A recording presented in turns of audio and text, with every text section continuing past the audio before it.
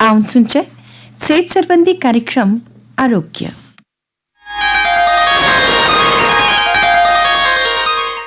नमस्कार. आरोग्य प्रोग्राम में सभी श्रोताओं का हम स्वागत करते हैं.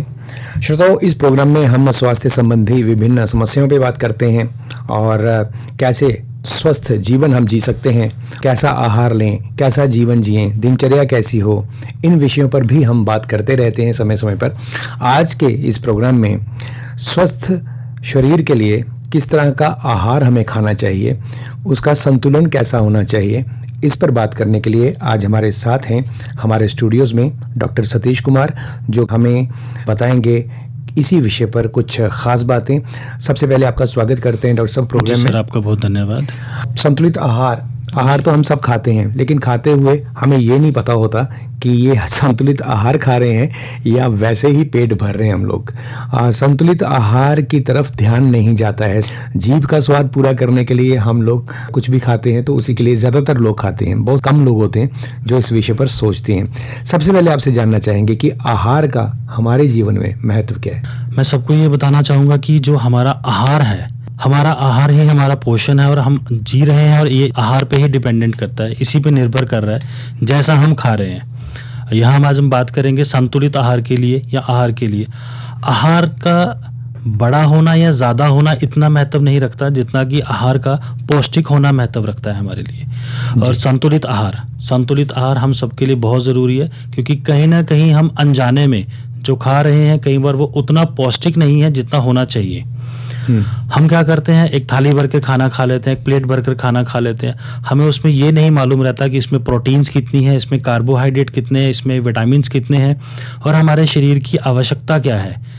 संतुलित आहार वो आहार है जिसमें सब चीज़ें जो हमारे रोज़मर्रा की ज़रूरतों के लिए हमारे शरीर को ज़्यादा चाहिए उसकी मात्रा ज़्यादा है, जो उसके कंपैरिजन में कम चाहिए, जिसकी मात्रा की कम ज़रूरत है वो थोड़ी सी कम हो और जिनकी बहुत कम ज़रूरत है वो कम रहे. आमतौर पे रोज़ की रूटीन में जो हम भागदौड़ करते हैं, हमारे शरीर को चलने के लिए सबसे ज़्यादा जो उपयोगी हैं वो है कार्बोहाइड्रेट्स.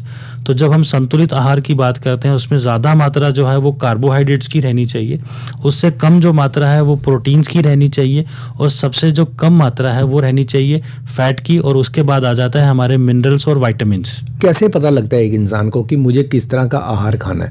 जैसे आमतौर पे तो जैसे चावल बने, दाल बनी, चपातियाँ हैं, कोई पिज़्ज़ा खा रहा है, कोई पास्ता खा रहा है, कोई इस तरह के फास्ट फूड भी खाता है.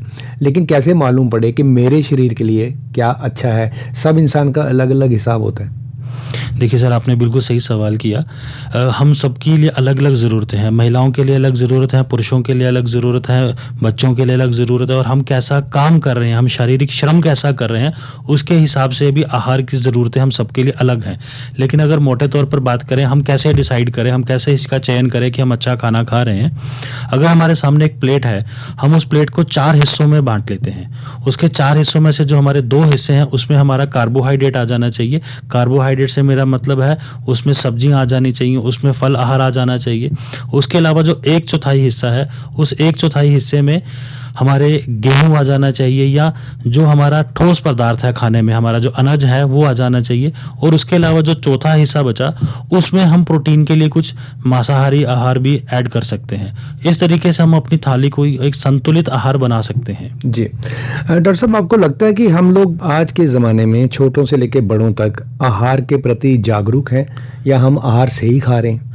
देखिए, देखने में ऐसा है कि आज की दौड़-भाग वाली ज़िंदगी में बहुत सारे कम लोग हैं जो इस प्रति सचेत हैं या इस प्रति वो अवेयर भी हैं कि वो क्या खा रहे हैं. रोज़मर्रा की दौड़-भाग की ज़िंदगी में क्या है कि आप चलते-चलते टाइम नहीं है, आपने कुछ पैक करवा लिया, आपने चलते फिर से किसी रेस्टोरेंट से कुछ खाना पैक करवा के ले लिया और आप खाते जा रहे हैं. आपको नहीं पता जो आप खा रहे हैं उसमें कार्बोहाइड्रेट है, विटामिन है या उसमें क्या चीज़ है. यहाँ मैं अपने श्रोताओं को एक चीज़ और बताना चाहूँगा. हम जो आहार खा रहे हैं उसमें कितनी कैलोरीज हैं वो भी हमारे लिए बहुत इंपॉर्टेंट है, जिसके बारे में हम कभी भी सचेत नहीं होते, क्योंकि हम तो सिर्फ स्वाद के लिए खाना खाना पसंद करते हैं. यहाँ मैं श्रोताओं को एक चीज़ बताना चाहूँगा कि आप अपनी थाली में उन चीज़ों को ज़रूर शामिल करें जिनसे आपकी कैलोरीज का इंटेक बड़ा नॉर्मल सा रहे, जितनी आपके शरीर की ज़रूरत है. ना कि इतना कि आप थाली भर लें, आपको स्वाद बहुत आया लेकिन आपके शरीर को वहाँ से कैलोरीज नहीं मिली. आमतौर पे जब हम बैठते हैं 4 लोगों में तो कैलोरीज कैलोरीज बर्न करने की बात करते हैं, ये बर्न जलाना क्या होता है? देखिए, कैलोरीज बर्न करने की ज़रूरत उन्हीं लोगों को पड़ती है जिन्हें लगता है कि उन्होंने बहुत ज़्यादा कैलोरीज कंज्यूम कर ली जी। हैं। आमतौर पर हमारी जो रोज़मर्रा की शारीरिक ज़रूरतें हैं उसके लिए हमारे लिए 2000 कैलोरीज बहुत सफिशिएंट है एक रोज़ की ज़िंदगी जीने के लिए। लेकिन जब हम ऐसी चीज़ें खा रहे हैं जिनमें कैलोरीज बहुत ज़्यादा है और हम उसके बारे में अवेयर ही नहीं थे, हमें उसके बारे में पता ही नहीं था, तो ऐसा खाना खाने के बाद जब लगातार बड़े दिन तक हमारी कैलोरीज बढ़ती जाएंगी तो सबसे पहला प्रभाव हमें अपने शरीर में दिखना शुरू होगा कि मोटापा आना शुरू होगा। अक्सर ये बातें मोटे लोग ही करते हैं जिन्हें लगता है कि उनका वजन बढ़ रहा है, उन्हें कोई बीमारियां ना हो जाए, तो वो कैलोरी बर्न करने की बात करते हैं। लेकिन मेरा यहाँ पे एक सुझाव है कि आप कैलोरी बर्न करने से पहले, आप कैलोरीज को जलाने से पहले अपने कैलोरी इनटेक पे ध्यान दें कि आप लिमिट मात्रा में खाएं, आप उतना खाएं जितना आपके शरीर के लिए जरूरत है। संतुलित आहार में कौन कौन सी डेली जो रोज हम खाते हैं चीजें, उनमें कौन कौन सी आइटम्स हैं, अगर आप थोड़ा गिनवा देंगी कौन कौन सी हमें खानी चाहिए? देखिए, संतुलित आहार में मैंने जैसे पहले बताया कि कार्बोहाइड्रेट्स की मात्रा ज़्यादा होनी चाहिए, तो इसके लिए हम अपने खाने में सब्जियां ऐड कर सकते हैं, हम फल ऐड कर सकते हैं। उसके अलावा हमें थोड़ी सी क्वांटिटी चाहिए प्रोटीन्स की। अब प्रोटीन्स के लिए हम प्रोटीन्स में भी यहाँ पे एक मैं बात बताऊँ, लीन प्रोटीन वो प्रोटीन है जिस प्रोटीन में फैट की मात्रा कम है जी। तो हम ऐसे प्रोटीन्स को अपने खाने में अगर ऐड करें जिनमें फैट की मात्रा कम है तो उससे हमने इनडायरेक्टली अपना फैट भी रिड्यूस कर दिया। तो हमें अपने खाने में सब्जियां ज़रूर शामिल करनी चाहिए। जो मौसमी फल हैं, जिस मौसम में हम खाना खा रहे हैं उस मौसम के जो फल हैं वो हमारे लिए बहुत लाभदायक हैं। अनाज में आप गेहूँ ले सकते हैं, आप दलिया ले सकते हैं, आप किनोआ ले सकते हैं, आप चपाती ले सकते हैं। ये सब वो चीज़ें हैं जो ठोस पदार्थ हैं, वो भी हमारे शरीर के लिए बहुत ज़रूरी है। इसके अलावा आप अपने रोज़मर्रा के खाने में 1 गिलास अगर जूस ऐड कर लेंगे तो वो बहुत सफिशिएंट है। जितना हम दौड़ भाग करते हैं, परिश्रम करते हैं, उसके हिसाब से दूध की मात्रा 1 से 2 गिलास तक हम ले सकते हैं। हालांकि हमें लो फैट वाला डेयरी मिल्क प्रोडक्ट्स यूज़ करने चाहिए ताकि वो हमारे शरीर में फैट की मात्रा ना बढ़ाए। इसके अलावा बिल्कुल कम मात्रा में हमारे शरीर की जो आवश्यकता है वो है विटामिन और मिनरल्स की, और विटामिन और मिनरल्स हमें मोस्टली अपने फ्रूट्स में से अवेलेबल हो जाते हैं। जी। इन सब चीज़ों के अलावा एक और चीज़ है जो हमारे शरीर के लिए बहुत महत्वपूर्ण है और आजकल हम अक्सर मरीजों में देख रहे हैं कि उसकी मात्रा बहुत ही कम है, वो है विटामिन डी। और विटामिन आमतौर पे हर दूसरे इंसान को होता है, जिसकी कमी है। जी। अब विटामिन डी कम होने के कारण जो क्लिनिकल 2 चीज़ें महत्वपूर्ण देखी गई हैं।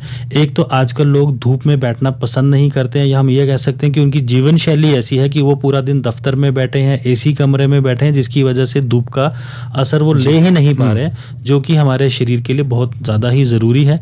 इसके अलावा एक और चीज़ है जिससे हमारा विटामिन डी लेवल कम हो रहा है, या हम कहें कि सभी मिनरल्स कम हो रहे हैं, वो है आरओ का पानी। क्योंकि रिवर्स ऑस्मोसिस के बाद उस पानी में कुछ भी नहीं बचता है, बिल्कुल प्लेन, कुछ नहीं होता उसमें। और सारा मिनरल्स निकाल के पानी जो निकलता है वही है जो हम पी रहे हैं, तो वो सही नहीं है। जी। डॉक्टर साहब, प्रोटीन्स की आपने बात की, तो प्रोटीन्स में भी तरह तरह के होते हैं प्रोटीन्स, मतलब कई डॉक्टर्स ने मना किया था किसी वजह से किसी को नहीं खाने हैं, तो ये कौन से होते हैं, इनमें डिफरेंस? देखिए, प्रोटीन्स हम अगर बात करते हैं तो प्रोटीन आजकल एक नया वर्ड यूज किया जा रहा है, लीन प्रोटीन। लीन प्रोटीन वो वाला प्रोटीन है जिसमें फैट की मात्रा कम है। अगर हम कोई पनीर वाली चीज खा रहे हैं, सपोज पनीर में भी प्रोटीन है जी, लेकिन प्रोटीन में उसके साथ साथ पनीर में प्रोटीन के अलावा उसमें फैट की मात्रा भी ज्यादा है। तो हमें ऐसे प्रोटीन प्रेफर करने चाहिए, ऐसे प्रोटीन्स को हमें महत्व देना चाहिए जिनमें फैट की मात्रा कम हो जाती है, ताकि हम प्रोटीन तो खा रहे हैं लेकिन उसकी वजह से अनजाने में हम फैट की मात्रा ना बढ़ा लें अपने शरीर में जी। तो इसके लिए मांसाहार में आप मछली खा सकते हैं, जो शाकाहारी लोग हैं वो पनीर खा सकते हैं। इसके अलावा और बड़ी सारी सब्जियां हैं जिनके थ्रू हमें प्रोटीन की मात्रा मिल सकती है। लेकिन प्रोटीन हमें उस स्थिति में ज़्यादा चाहिए जब हमारे शरीर में कोई ऐसी बीमारी चल रही है जहां हमारा मसल्स का लॉस हो रहा है जी, जहां हमारी मांसपेशियां सिकुड़ रही हैं, जहां हमें कोई ऐसी बीमारी लग गई है। ऐसी सिचुएशंस में हमारे लिए प्रोटीन की महत्वता बढ़ जाती है। लेकिन अगर हमें कोई किडनी से रिलेटेड बीमारी चल रही है या हमारा क्रिएटिनिन लेवल बढ़ रहा है, किडनी अपना काम अच्छे से नहीं कर रही है, ऐसी सिचुएशन में हमें प्रोटीन्स की कम आवश्यकता है। वहाँ हमें अपना प्रोटीन का इंटेक जो है वो कम करना पड़ेगा। तो डॉक्टर से पूछ के ही खाना चाहिए। इसके लिए आप अपने डॉक्टर से सलाह कर सकते हैं, लेकिन आजकल इसके लिए आपको अपने किसी भी शहर में डाइटिशियंस बड़े आराम से मिल जाएंगे। तो डाइटिशियंस इसके बारे में आपको डिटेल से एक डाइट चार्ट देंगे कि आपके लिए क्या अच्छा है और क्या नहीं अच्छा है। जी। आजकल बहुत चल पड़ा है कि हमें जब खाना खाना होता है उसमें कितनी देर के बाद खाना खाना चाहिए, इंटरवल क्या रहना चाहिए। कुछ लोग कहते हैं कि थोड़ा थोड़ा खाओ और पूरा दिन खाते रहो, कुछ कहते हैं कि हैवी खाओ, बीच में गैप दे दो। प्रॉपर तरीका क्या है खाना खाने का? देखिए, प्रॉपर तरीका भी डिपेंड करता है कि हमें कोई बीमारी तो नहीं है। अगर हम डायबिटिक पेशेंट्स की बात करें तो उनके लिए यही सुझाव रहता है कि आप थोड़ा खाना खाएं। आपका जो पोर्शन है खाने का, आपके खाने की जो मात्रा है, ये कम रहनी चाहिए। लेकिन आम लोग जो बिना कोई बीमारी नहीं है, जो बिल्कुल तंदुरुस्त है, उनके लिए यही रिकमेंडेड है कि आप 3 टाइम भोजन करें, अच्छा भोजन करें, संतुलित भोजन करें। लेकिन इन 3 टाइम में भी खाने के में मैं ये सुझाव दूंगा कि आप अपने दिन की जो शुरुआत कर रहे हैं, ब्रेकफास्ट जो आप ले रहे हैं, उसकी मात्रा आपकी अच्छी होनी चाहिए, ताकि आप सुबह जब घर से निकले आप पेट भर के निकले। लेकिन ओवर ईटिंग से हमें बचना चाहिए। उसके बाद जब हम दोपहर का भोजन कर रहे हैं तो उसमें हमारी मात्रा जो है वो सुबह के ब्रेकफास्ट के कंपैरिजन में थोड़ी कम होनी चाहिए। और जो रात का हमारा खाना है, जो डिनर है, वो हमारी मात्रा दोपहर के खाने से भी कम होनी चाहिए जी।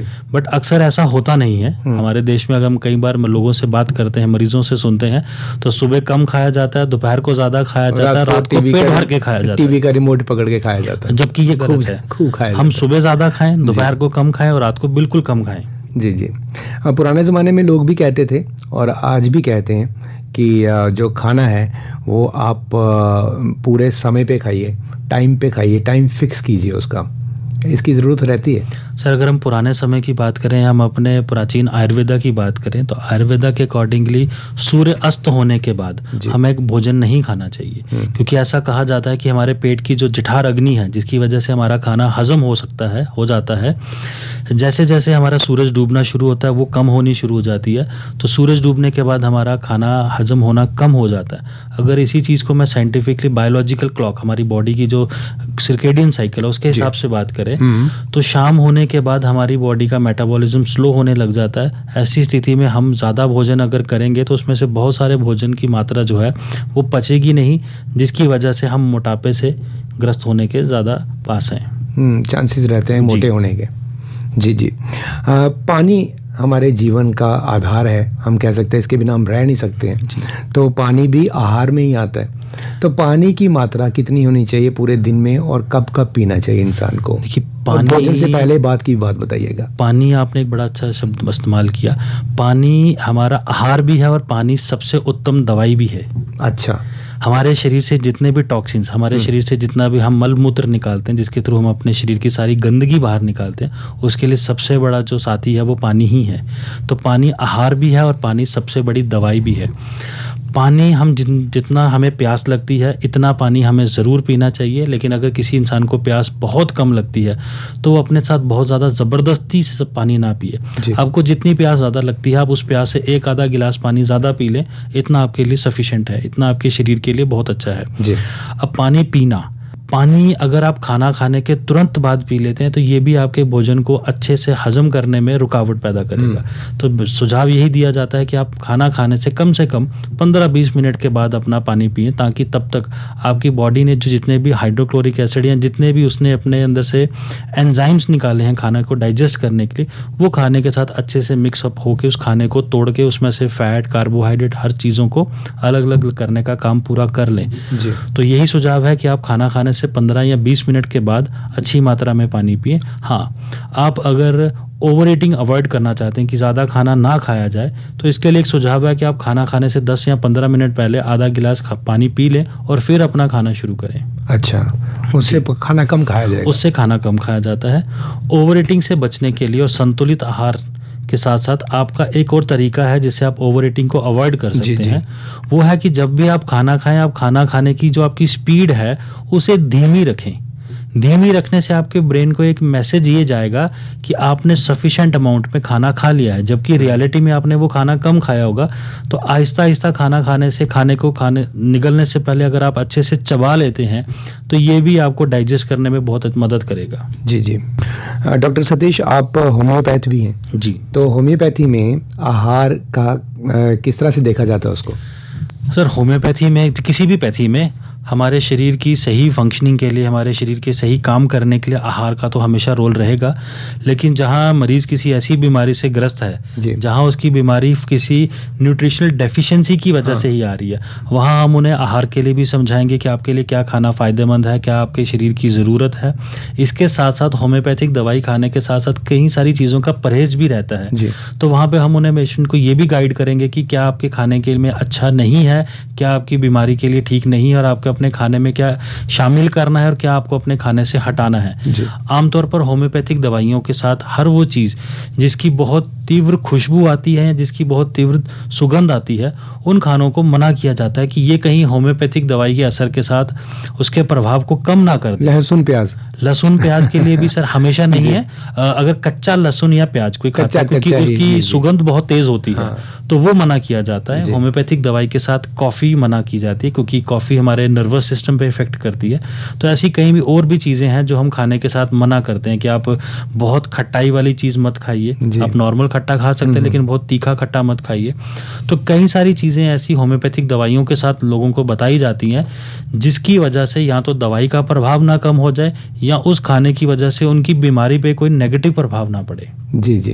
तो इसमें जो तरीका होता है एक इंसान को ठीक करने का, जैसे आपने कहा कि न्यूट्रिशनल डेफिशिएंसी हो जाए तो उसको ठीक करने का, वो जितनी भी पैथीज़ हैं हमारी, जी। चाहे एलोपैथी है, होम्योपैथी है, आयुर्वेद है, इन सब का ऑलमोस्ट सेम ही होता है। बिल्कुल सर, इन सब का सेम है। देखिए आजकल के ज़माने की बात करें तो जो सबसे बड़ी बीमारी इस समय हमारे देश में चल रही है उसका नाम है डायबिटीज़। जी, बिल्कुल। और डायबिटीज़ के अलावा बहुत सारे लोग हैं जिन्हें हाई ब्लड प्रेशर की शिकायत है। अब डायबिटीज़ का जन्म कहाँ से हुआ? डायबिटीज़ का जन्म तो मोटापे के जो मरीज़ हैं उनमें ज़्यादा चांसेस हैं कि उन्हें होगी, और ब्लड प्रेशर के लिए भी। अब ये मोटापा और या ब्लड प्रेशर, ये सब चीज़ों के पीछे कारण क्या है? कारण हमारा आहार है। नमक का उपयोग जो लोग ज़्यादा करते हैं उनमें अक्सर देखा गया कि उनका ब्लड प्रेशर हाई रहता है। मोटापा डायबिटीज़ के पीछे एक बहुत बड़ा कारण माना जाता है। तो डायबिटीज़ क्यों हो रही है? मोटापा। और मोटापा क्यों हो रहा है? क्योंकि आप जब खा रहे हैं, एक तो आपका आहार संतुलित नहीं है, दूसरा जो आप खा रहे हैं उसमें आपको कैलोरीज कितनी लेनी है आपको इसके बारे में नहीं पता। अक्सर जब आप डायबिटीज़ के पेशेंट किसी डाइटिशियन से मुलाकात करके अपने लिए डाइट चार्ट लेते हैं, या डायबिटीज़ के डॉक्टर भी उन्हें एक अलग किस्म का खाना खाने की सलाह देते हैं कि आप अपने खाने में इन चीज़ों को निकाल दीजिए और इन चीज़ों को शामिल करिए। तो बेसिकली वहाँ फोकस है कि आप कितनी कैलोरीज का इनटेक कर रहे हैं, तो आपकी कैलोरीज का इनटेक जो है वो लिमिटेड रहे। अब डायबिटीज़ के मरीजों में कार्बोहाइड्रेट को बड़ा लिमिट किया जाता है कि आपका कार्बोहाइड्रेट का इनटेक जो है ये लिमिट रहना चाहिए। क्यों? इसकी वजह से आपका ग्लूकोज का लेवल बढ़ जाएगा। तो बीमारी के हिसाब से हमारे खाने में बदलाव करने की बहुत बार ज़रूरत पड़ती ही है। जी, जी। नॉर्मली अब डायबिटीज़ के जो पेशेंट होते हैं, बहुत सारे लोगों में देखा है, जब वो होम्योपैथी की दवाई खाते हैं तो वाइट गोलियां जो होती हैं सफेद से मीठी होती हैं। तो क्या वो डायबिटीज़ वालों पे असर करती है? देखिए होम्योपैथी में दवाई देने के बहुत सारे तरीके हैं। अच्छा। मीठी गोलियां एक सबसे सुरक्षित और बड़ा सेफ माना जाने वाला तरीका है, क्योंकि ये बच्चे भी ले सकते हैं, बुजुर्ग भी ले सकते हैं, दवाई का स्वाद कड़वा भी नहीं लगा। लेकिन होम्योपैथी में इसके अलावा भी और तरीके हैं। होम्योपैथी में एक पाउडर भी दिया जाता है, होम्योपैथी में लिक्विड मेडिसिन भी दी जाती है। लेकिन अगर किसी सिचुएशन में होम्योपैथी डॉक्टर किसी डायबिटिक मरीज को मीठी गोलियां भी देता है, लेकिन फिर भी वो सेफ हैं, क्योंकि उन मेडिसिन के अंदर सिर्फ इतनी क्वांटिटी में ग्लूकोज है जो हमारे शरीर के लिए नुकसानदायक नहीं है, बिल्कुल लिमिटेड अमाउंट में, क्योंकि छोटी छोटी वो गोलियां हैं, सिर्फ दवाई कैरी करने के लिए, सिर्फ दवाई कैरी करने के लिए। क्योंकि होम्योपैथी में उन्हें व्हीकल बोला जाता है, जिनका सिर्फ काम है शरीर के अंदर तक दवाई को सेफली और अच्छे तरीके से ले जाना। तो उनमें ग्लूकोज की मात्रा ना के बराबर ही रहती है। तो डायबिटिक पेशेंट्स के लिए भी बहुत सेफ है। बिल्कुल, ये मैंने इसलिए पूछा क्योंकि मोस्टली उनके दिमाग में रहता है ऐसा, लेकिन डॉक्टर अगर दे रहे हैं तो ज़रूर लीजिए। वो आपकी कंडीशन देख के हर तरह से चेक करके फिर दवाई देते हैं। डॉक्टर सतीश कुमार, बहुत बहुत शुक्रिया। आज आपने बात की हमारे साथ संतुलित आहार पे, किस तरह से हम स्वस्थ रह सकते हैं इस आहार के साथ और किस तरह का आहार हमारा होना चाहिए। बहुत बहुत धन्यवाद हमसे बात करने के लिए हमारे स्टूडियोज में।